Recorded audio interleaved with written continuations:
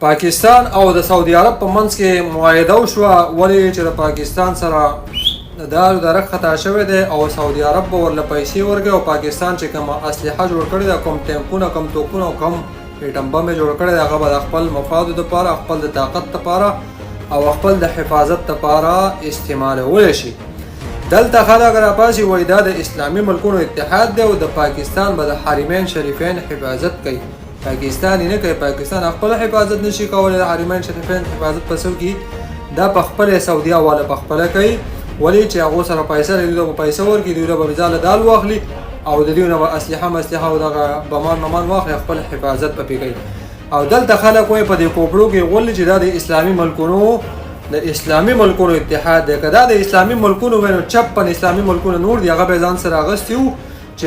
په ترکي باندې حمله چې کومه ده دا په اسلام باندې حمله ده او داسې نور ملکونه دي. او فلسطین به یې ځان سره اخیستی چې په فلسطین په ګولاري ماشومانانو باندې بمباریانې او د لوږې نه وژني، دا هم په اسلام باندې حمله ده او دا په ټول عالمي قوت باندې حمله ده، اسلام باندې حمله ده. خو نه، سعودیه والا هغو پیسې ورکړي، دوی به پرې ځاله دال واخلي او دغه دال چې کوم دی ځاله به په واپس کې تقسیم کړي او عوام به د لوږې وژني او په سیلابونو او په تندرونو او په زلزلو کې به یې وژني.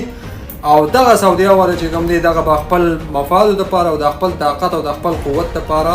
د دغه ملک جوړه کړې اسلحه او د خپل د بچاو او خپل د حفاظت دپاره به استعمالوي.